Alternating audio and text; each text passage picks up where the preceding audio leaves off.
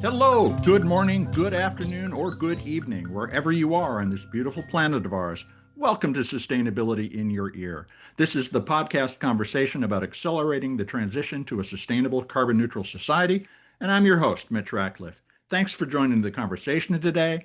We're going to talk gas, specifically the methane gas ruminating in the gut of cattle around the world. Livestock are responsible for roughly 14.5% of global greenhouse gas emissions, according to the United Nations Food and Agriculture Organization. Cattle alone account for about 65% of the livestock sector's greenhouse gas output. And most of that isn't from manure or land use. It's due to enteric fermentation, the microbial process in a cow's rumen, that is its gut, that produces methane that reaches the atmosphere as a burp or a fart. Approximately 1 billion cattle live on the planet, and they emit around 3.7 gigatons of CO2 equivalent emissions annually, more than the entire aviation and shipping industries combined. And so that hamburger on your plate isn't coming without a significant environmental price. Methane is a particularly potent problem. Over a 20-year period, it traps about 80 times more heat than carbon dioxide. Because methane breaks down in the atmosphere in roughly a decade, reducing the volume of this bovine gas can deliver climate benefits faster than almost any other intervention. And that's why the Global Methane Pledge, signed by more than 150 countries, aims to reduce methane emissions by 30% before 2030. And it's why a growing number of researchers and startups are focused on a deceptively simple question. Can you change what a cow eats and meaningfully change the climate math? The answer increasingly appears to be yes. A red seaweed called Asparagopsis taxiformis contains bromoform, a compound that inhibits the enzymes relied on by methane-producing microbes in a cow's gut. In other words, it stops making gas.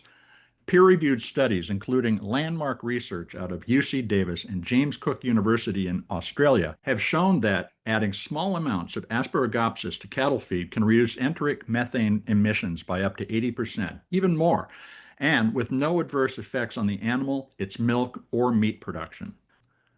But I didn't learn about this from reading research. It was explained to a group of adults by 3 high school students. And here's the backstory. For the past couple of years, in January, I've been a judge at a Shark Tank competition that caps a month-long entrepreneurship program at the Bush School in Seattle. The class is taught by a friend and former business partner of mine, and it's a rigorous program. Students research real markets, build real business plans, and pitch to a panel that doesn't pull punches. I'm the meanest shark, by the way. This January, a pitch by 3 students struck me deeply, and I turned into the shark who was ready to invest. So my guests today are Zara and Ellie Klessert, and Kai Aizawa, co-founders of MooBlue. Their tagline, cut the burp, keep the beef. Gotta laugh, but their Asparagopsis-based business concept is serious. MooBlue proposes harvesting the red seaweed from the Mediterranean, processing it into an oil-based feed additive rather than a powder as many other companies are thinking about doing, and building a certification system so that consumers can identify beef and dairy products raised using reduced methane feeds. What struck me wasn't just the idea, it was the depth of the research that the students had done, from the biochemistry of the rumen fermentation process to the competitive intellectual property landscape to a 2-segment go-to-market strategy targeting both large corporate operations and smaller farms. They talked about these topics with ease, and it got me thinking about how much more information is available to students now than 50 years ago when I was their age. They stand not just on the shoulders of giants, historic giants like Newton or Einstein, but of cutting-edge researchers who have, well, at least in the 1970s, typically worked out of sight and out of mind, sometimes for decades until their research was found to be relevant and useful. But today, students can find out what's going on in the lab almost immediately, and that changes the potential for innovation, well, for everything. So we're going to talk with Zara, Ellie, and Kai about how they discovered the science behind Asparagopsis and why they chose an oil-based formulation over what competitors are doing, as well as how they think about the intellectual property challenges in this space and what it's like to build a climate tech business plan when you're still in high school. You can learn more about the Bush School at bush.edu. So, can 3 high school students with seaweed, a tagline, and a serious grasp of atmospheric chemistry chart a path towards lower methane beef? Let's find out right after this quick commercial break.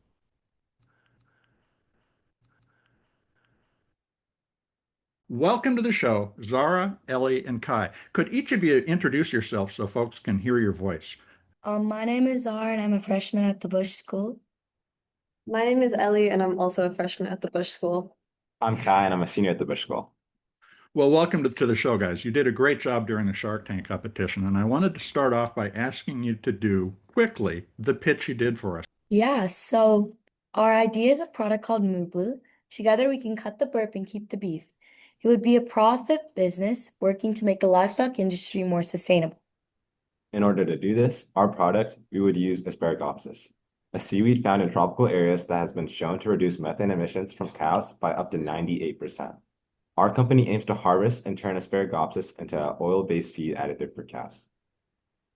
Currently, there's a lack of sustainability in the agricultural industry, especially with the overfarming of ruminant animals, which are a high contributor to methane emission output.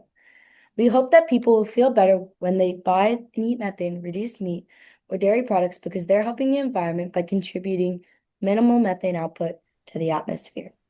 We have clearly identified this problem for decades, and scientists have discovered this natural solution years ago. Yet this technology isn't well known, and so it hasn't been implemented on a wide scale. We want to make it easier for people to help the earth. The two potential target audiences that we identified were large corporate farms and smaller farms in rural areas. And we decided to choose large corporate farms that have thousands of cattle. If one farm adopts your product, you can reduce emissions at scale immediately, which can help us reduce methane emissions more quickly. They also have more capital and face increasing pressures from regulators, investors, and food companies to reduce emissions.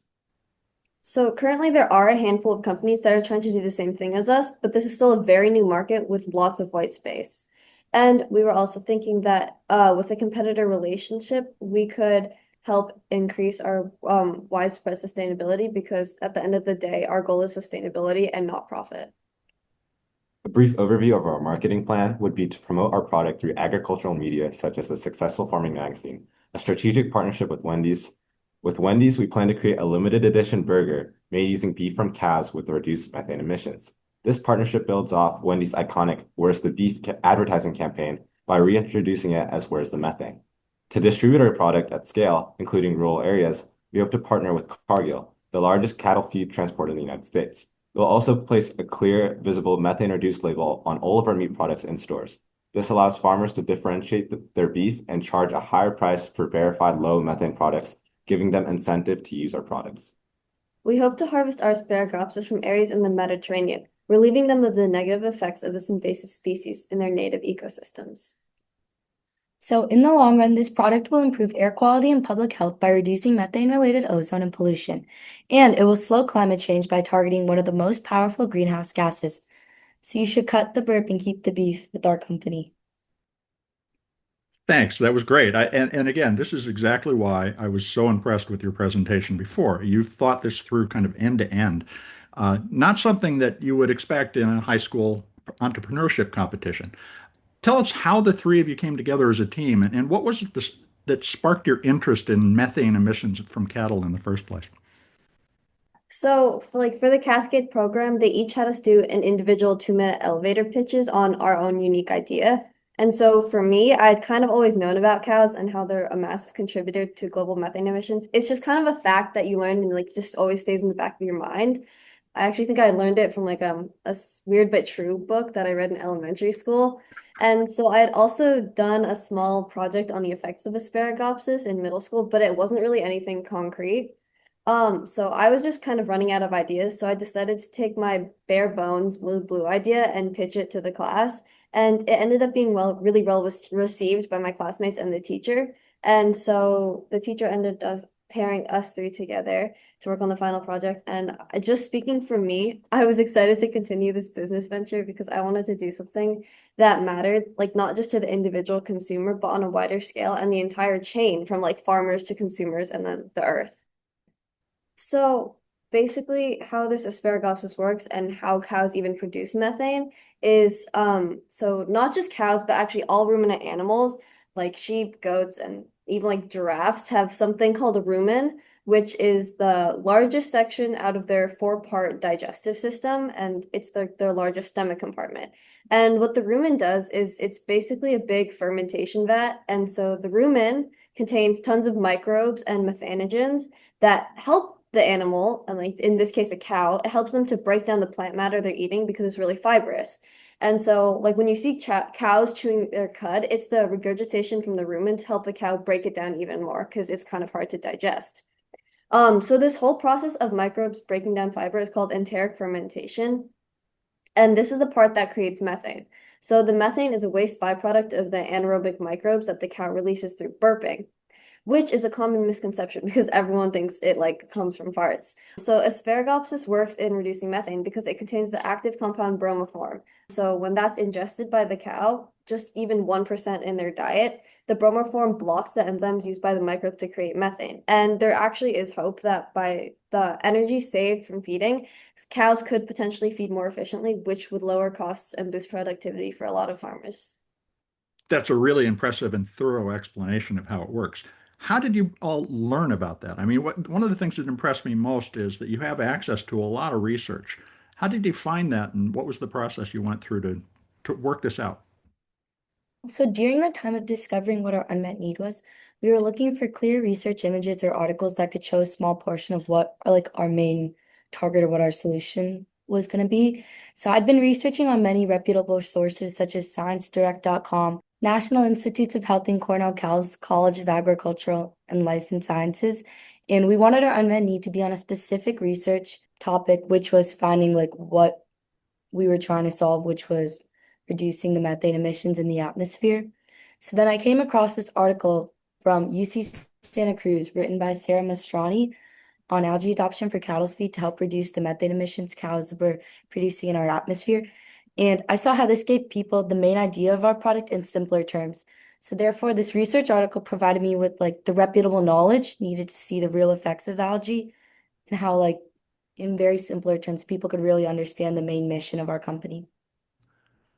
Well, one of the ways that you translate the mission of the company is into your labeling that you want to put on various, beef products, dairy products, and so forth. Tell us about methane-reduced labeling. How did you come up with that idea? So there's a cage-free eggs comparison that we were actually thinking about. So why do people want to buy cage-free eggs? Because they are more expensive, but they want to save the chickens, right? So we kind of came up with this like same kind of incentive for people to want to go and buy methane-reduced meat. Why? It's going to be more expensive, but because it helps the environment and reduces the methane emissions in the atmosphere. So we kind of played off the cage-free eggs example and like why people would want like that incentive or have that incentive to go and buy something. So when you think about what that label looks like, is it a big prominent label? And how do you want to convince people that it's legitimate? Because that's one of the concerns a lot of consumers have is, can I trust this label or is this just marketing? Yeah. Of course. So I think that it's really important with something like this that kind of has a really large emotional marketing factor and something that's a newer technology and newer to the market. We really want to make sure that like it's authentic. And so as this type of technology gains more momentum, we hope to have an actual like governing third party overseeing board or some type of committee that could actually certify products like this. But having like a large label on the packaging that just says methane reduced, and I think Kai can talk about this more later because it was his idea, it immediately draws the consumer's eye to it. And I think even though it's marketed as like a neutral label, just like methane reduced, it conveys the same weight that grass-fed beef and cage-free eggs do. And so even though the idea is different, it draws out the kind of the same emotions and motivations in consumers. And ultimately, people want to help the earth. They just don't know how to do it and they kind of feel helpless doing so. And so something as simple like as just a label on like the beef can make people feel like happy and proud and like guilt-free about their food choices, simply just like when buying a carton of milk. So Kai, you were the marketing guy behind this. Tell us more about your thinking. Well, I mean, we really wanted the consumers to be bought in. We wanted like returning customers. We wanted people who cared about the environment. And by having a methane reduced label, they could feel like they're contributing, they're bought into our meat products. And we were always thinking about the incentives of our product. And as we were doing our research, we thought that the science alone wasn't going to keep our product afloat. So even if the technology works, the like adoption of our product only is going to happen when there's a clear benefit for the farmers, for the company, and also for the consumers who feel like they're helping the environment. So The label was a really easy way to align all of those three values very quickly. For the consumers, it created an easy and emotional signal that their purchase was going to make a difference. And for the producers and for the food companies, it created a market advantage against other meat products that probably don't have the methane-reduced label. As I listen to you talk about this, what I'm struck by is that you believe business can make a positive impact in the world. What was it that attracted you to the entrepreneurship program in the first place? How do you feel about the tools you have available to you to make an impact to create a better world?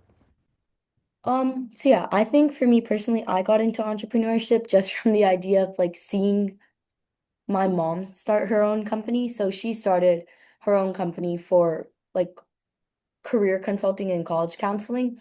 And I was just really impressive to go and see her like kind of go through the steps on finding people to want to be her customers and see how she kind of ran this business and is continuing to run this business. So I kind of saw that for the last like couple of years that she's got this business kind of up and running.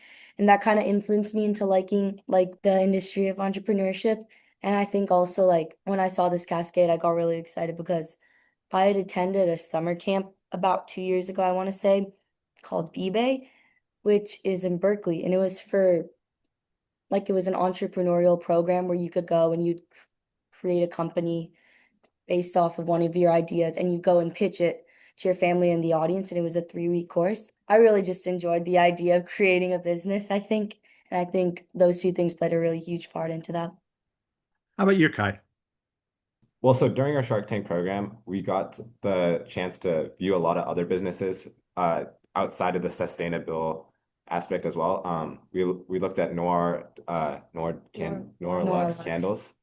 We heard the whole story from like start to finish on how they grew their business, and I personally was really inspired on how quickly someone can start a business. And the key factor for us was that you had to be able to solve a problem. And a clear problem in our world is that there's like climate change, global warming happening, and a really easy way to fix that is to bring as many people as possible into the problem to try to fix it. And a way to do that is to create or try to reduce methane emissions and try to have as many people involved in it as possible.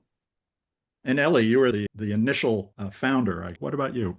Well, I think what kind of drew me really to entrepreneurship was like the impact that it can have when done right. So I think, I mean, you can go into government and you can fight for policy and you can be a scientist and you can come up with all of these new things, but it's kind of all nothing if there's not someone working to actively implement it. So I had noticed how like policy had been passed in California to reduce methane. I read this article saying how Asparagopsis was the future of agriculture. And so, of like the agriculture industry and cows. And so I was thinking in my mind, like, this is genius. We have the policy to help move it forward and we have the solution, but nobody's working to connect these two and actually solve this pressing problem. I think what drew me to entrepreneurship was that the impact that it can have for good and also kind of the way it can bring people together to actually solve a big issue. That's a great place for us to stop for a second. We've set the table for a great methane-free conversation. So let's take a quick commercial break, folks. We're going to be right back. Stay tuned.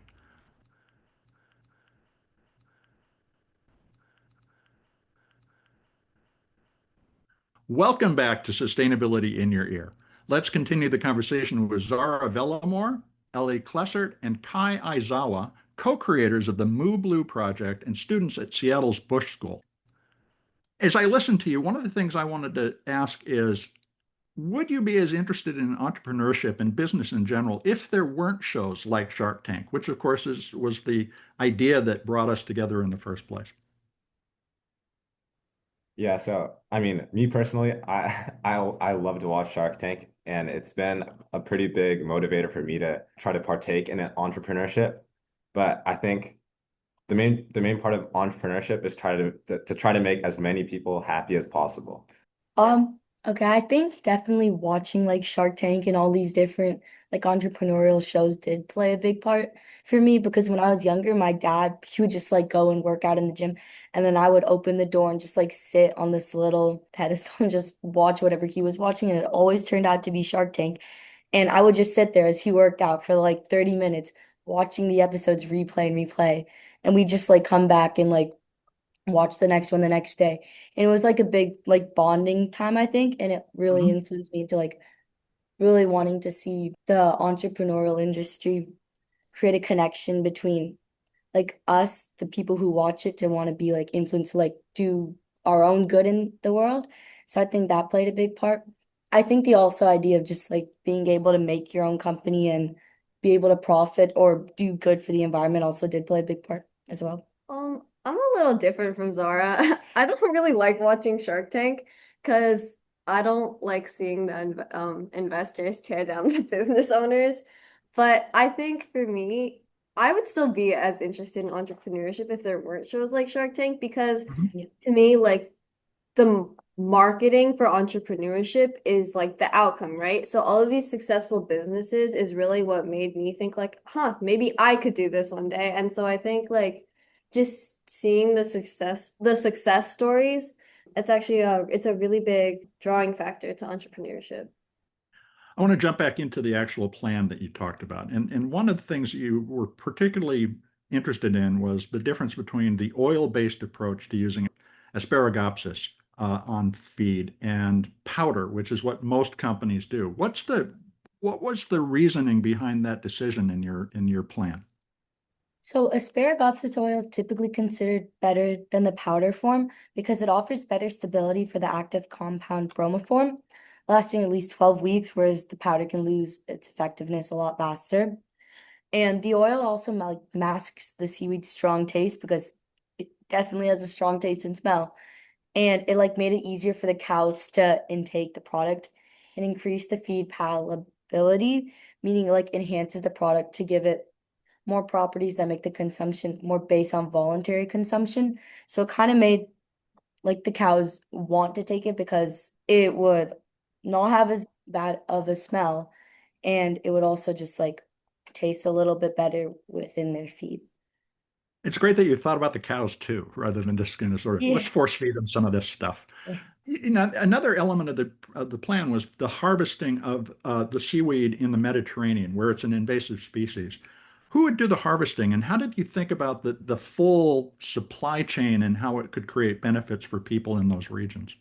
Well, okay, so one thing that we noticed when we were researching this is that there's no way to farm Asparagopsis on a wide scale that would support a business. It's all very like small experimental farms starting up. And so there are a lot of people who are researching the future of that, but instead of our company trying to spend more money or time invest in research for this, we decided that we could temporarily kill two birds with one stone and harvest our Asparagopsis in areas of the Mediterranean where it's an invasive species and it's kind of wreaking havoc on some parts of the natural ecosystem. And I think, the supply chain, obviously, we were thinking that there are task forces overseas in those areas that are looking to get rid of Asparagopsis, like environmental groups in the Mediterranean Sea.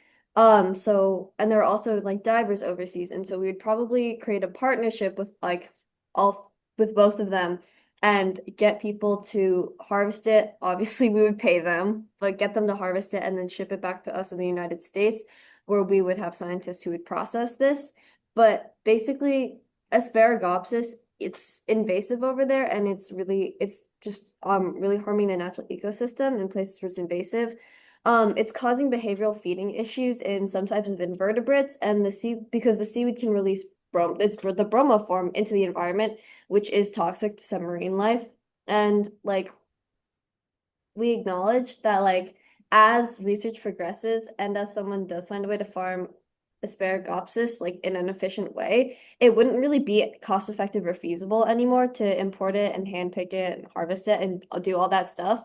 Mhm. But hopefully by the time that that research comes around and we can switch to that, we'll actually be able to create an impact on the Mediterranean environment as well. Now, another element of the idea was that you would focus on the large cattle feeding operations, or CAFOs, concentrated animal feeding operations, as compared to going to small farms. If you wanted to make your initial impact and prove the product's efficacy, why not go to a small farm and help them actually, measure and reduce their emissions? I'm curious about your thinking there as well.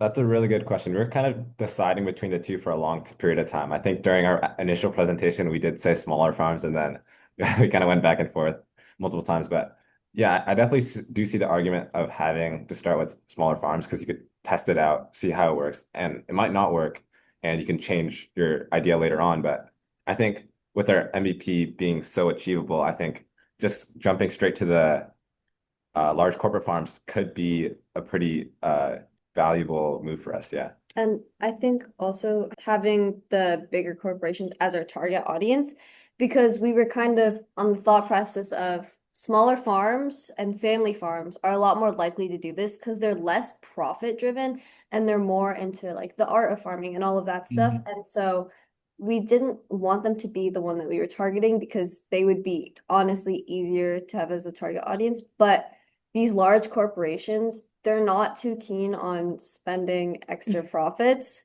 when they don't need to. And so having them be our target audience and bringing forth the research that maybe it can help feed efficiency would be helpful. And also because those larger farms have a greater impact because they simply just have more cattle. So you found that if you actually use the Asparagopsis oil on the food, that you might have to feed the cattle less, and that would save them money in the long run. Yeah, so there was some research done. There's still more research being done, obviously. It's ongoing. But there was this scientists are on the thought process, and there have been some articles that suggest that because it's inhibiting the amount of waste of methane and like the waste product and having to having the microbes go through that entire process and cows having to burp out the methane, they're suggesting that that lost energy could be converted into feeding energy. Interesting. Now, you have a slide in your pitch why this matters, and it points out that the 1.5 degrees centigrade threshold, which we are actually in the process of passing right now, increases the urgency of reducing emissions. Hmm. And cattle methane is a significant source. It's like about 14% of annual emission. How do you respond to people who say the real answer is just not to have any more beef? I think we would respond by saying herd size and meat consumption are a huge staple in many communities' diets. Like, I am not a vegetarian, so like I eat meat, and a lot of people rely on like dairy products to provide for their families. So cows also provide like those two things that a lot of people rely on, and they also provide a natural fertilizer. Yeah. And like also, I do think like I agree, the overconsumption of meat and dairy products is unsustainable as it is right now. Mhm. But like especially with factory farms, and maybe one day we will be able to like consume less beef and dairy products or diminish factory farm herd sizes. But I also think it's easier for people to add things to their life than try to take away from them.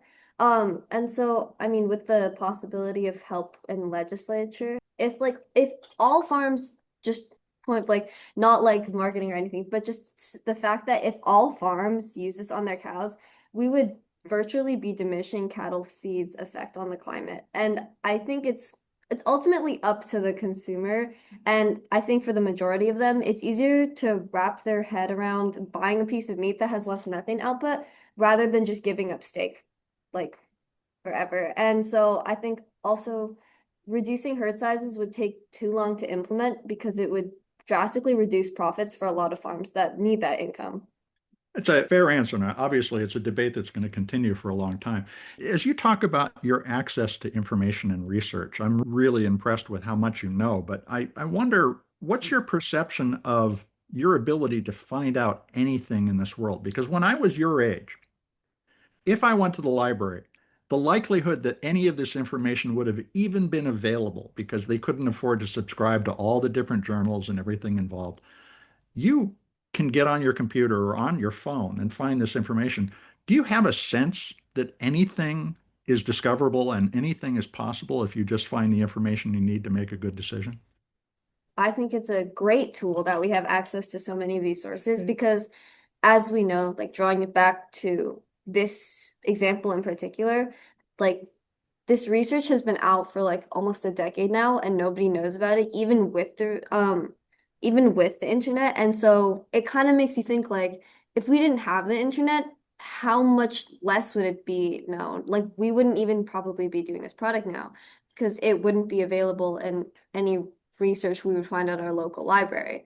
And I think it's really powerful to have access to all of this. And I think it's probably moving forward a lot of science because you just have access to more people's things. But it can also like definitely be dangerous if you're reading the wrong things. Mhm. Yeah, I think like going off of Ellie's point, like amount of research you retain on the internet, you don't know how many like on the internet, you don't know how many people actually see what you see. So only like probably a couple people could research the same document or see the same document you could witness. So really without the internet, you don't know what people are actually looking at. So you don't know if they're trying to solve the problem you're trying to solve, or if they're trying to find the solution you're trying to find the solution for. So I think a good way to research is also with a physical conversation with someone who's directly been like influenced or had a connection with like the problem you're trying to solve and finding a solution because I think they had like direct experience with it. Yeah. So that like really helps bring in like sources directly from the source because it really allows you to see what people experience rather than what the internet experienced. So you're going to continue your educations, and I'm curious, your next step will be to actually interact with the people who have done research when you go to college.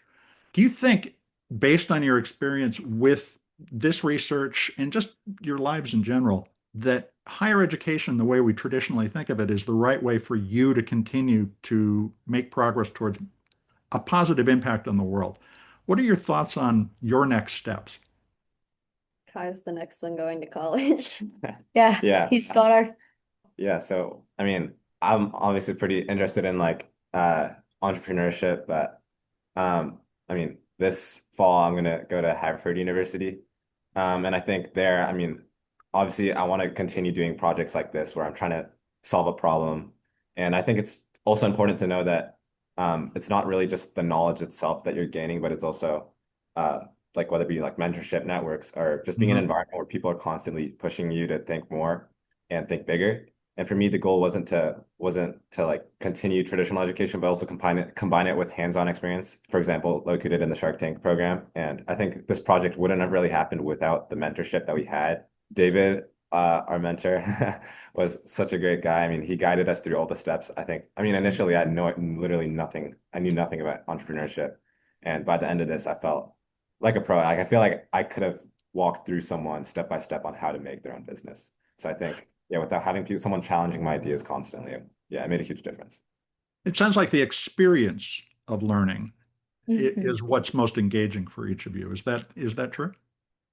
That's fair. I think that's, yeah, I think our school really prioritizes like experience the education, which is what the Cascades program was allowing us to do. So we really got to go and see like different local businesses and how they were operating. And I think that played a big part in allowing us to really like be able to retain so much information is that we got to see how it actually worked.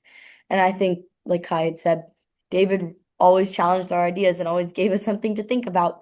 So I think that really played a part in us really wanting to discover more and learn more to make it even better than it could be, or than it was at the time. We could make it better.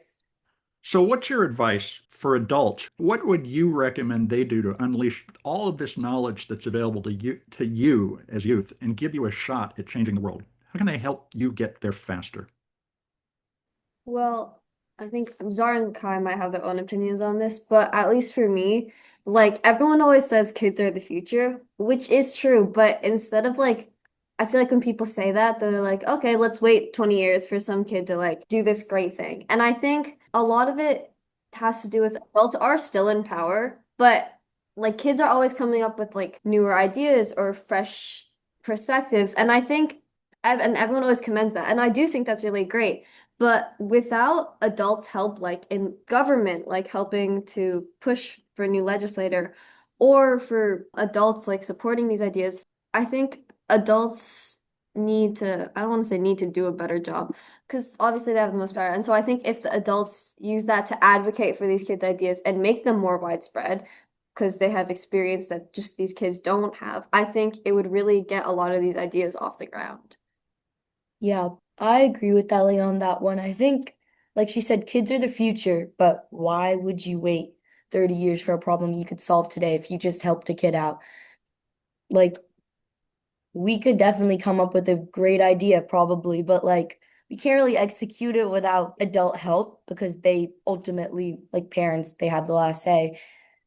So I really think like if we had like that joint team effort with everyone working together, it would really help us take big ideas and big projects to the next step to help us really achieve these bigger goals. Multi-generational solutions, I think, are where we need to go, where we work together. How would you change school?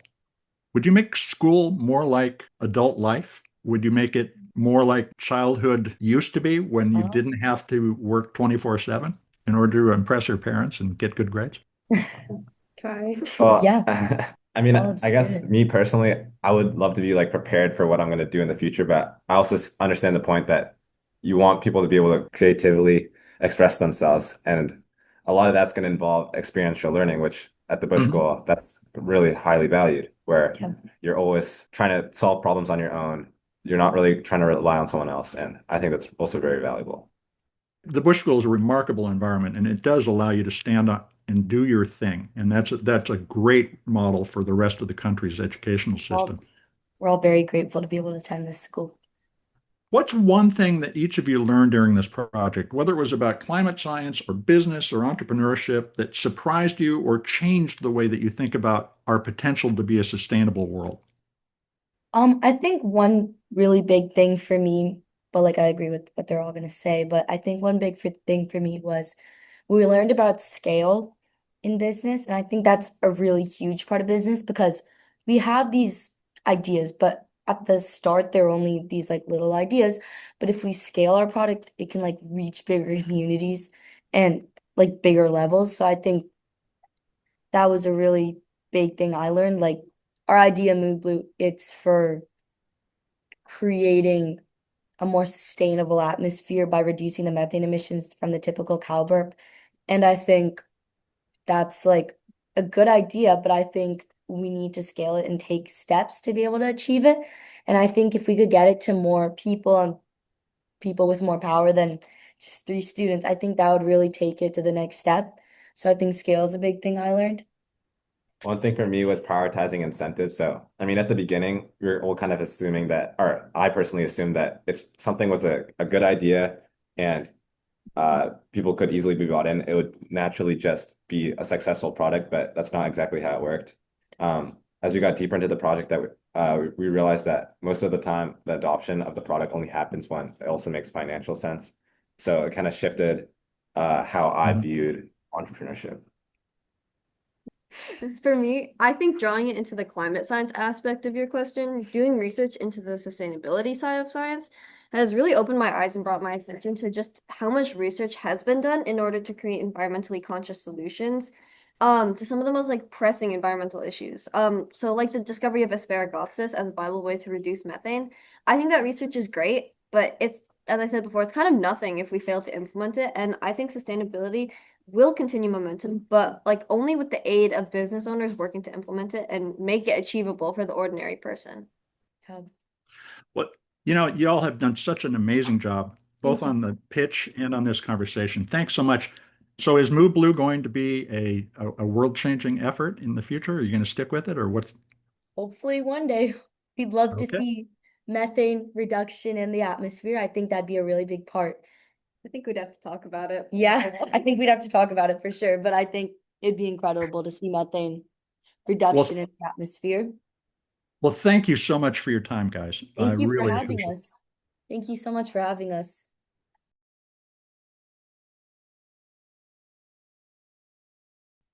Welcome back to Sustainability in Your Ear. You've been listening to my conversation with Zara Vellamore, Ellie Klessert, and Kai Aizawa, co-founders of MooBlue, a business concept developed as part of the entrepreneurship program at the Bush School in Seattle. Their idea, involving harvesting Asparagopsis, a methane-suppressing red seaweed, and processing it into an oil-based cattle feed additive to reduce emissions, is serious climate tech by any measure, even if its authors are still freshmen and a senior in high school. You can learn more about the Bush School and its programs at bush.edu. What struck me most in this conversation is how clearly these three students understand the full shape of the problem they're trying to solve. They didn't arrive at Asparagopsis by accident. They found peer-reviewed research from UC Davis, James Cook University, and the National Institutes of Health, synthesized it and conducted market analyses, then built a go-to-market strategy that accounts for farmer incentives, consumer psychology, supply chain logistics, and even competitive intellectual property dynamics. The clarity of their problem framing, that a scientifically validated solution has existed for nearly a decade and simply hasn't been implemented effectively at scale, reflects the kind of systems thinking that usually is hard-won in adulthood, not assumed by people who are still learning to drive. And Zara, Ellie, and Kai's understanding of the role business can play in bringing scientific ideas to life is a challenge to the idea that profit will always win over positive outcomes. Ellie put it precisely. You can have policy and you can have research, but if nobody is working to connect them, the problem doesn't get solved. And Kai came to the same conclusion from a different angle when he found that his assumption at the outset of the project that a good idea would naturally succeed, but then learned through the project that adoption only follows when incentives are aligned for everyone in the chain, from the farmer's feed costs to the consumer's sense of agency at the grocery store. That insight is one that a lot of experienced entrepreneurs are still working out. After all, starting with the problem rather than a solution in search of a problem is the best first step when launching a company. And our conversation about media and information access was the most encouraging segment for me, and I think it's also the most consequential that we all need to think about. The Shark Tank format was familiar. It's a model that equipped them with a set of tools for presenting and pressure testing an idea, and it clearly shaped their intuition about what was fundable and what a good pitch looks like. But the deeper point here is that the internet has done something extraordinary to the ceiling of what is considered discoverable and achievable by a curious teenager. When I was their age, the journals that contained this research would have been behind university paywalls. No, they wouldn't even be behind a paywall. They would have been at a university library, not my local library, if they existed at all. Most of these journals are a product of the internet. Today, a high school freshman in Seattle can find a paper out of James Cook University, understand the biochemistry well enough to explain it clearly, and identify white space in the competitive landscape to think about building a company around the discovery that they found in a journal. That changes what a generation can imagine, expanding the scope of what's possible for all of us, which can give us hope in the climate era. I think Zara, Ellie, and Kai are living proof of that. The harder question, which they answered honestly, is what it takes to close the gap between discovery and impact. And their answer, adult support, legislative leverage, and the willingness of established businesses to act on incentives that align sustainability with profitability, are key to thinking about the future of our circular economy, our sustainable economy, and human life. Kids are the future, and as Ellie challenged us, why would we wait 30 years for a problem we can solve today? That's not being naive. That's exactly the kind of impatience we need. And adults can step up and help these kids make the changes that they imagine. After all, it is a multi-generational challenge that we face, and we've left the world in a state that's going to take generations to repair. So stay tuned. And I hope you'll also take a look at our archive of more than 540 episodes of Sustainability in Your Ear, perhaps even sharing one with your friends. Writing a review on your favorite podcast platform can help your neighbors find us because, folks, you're the amplifiers that can spread more ideas to create less waste. Please tell your friends, your family, coworkers, the people you meet on the street that they can find Sustainability in Your Ear on Apple Podcasts, Spotify, iHeartRadio, Audible, or whatever purveyor of podcast goodness they prefer. Thank you for your support. I'm Mitch Ratcliffe. This is Sustainability in Your Ear, and we will be back with another innovator interview soon. In the meantime, folks, take care of yourself, take care of one another, and let's, of course, all take care of this beautiful planet of ours. Have a green day.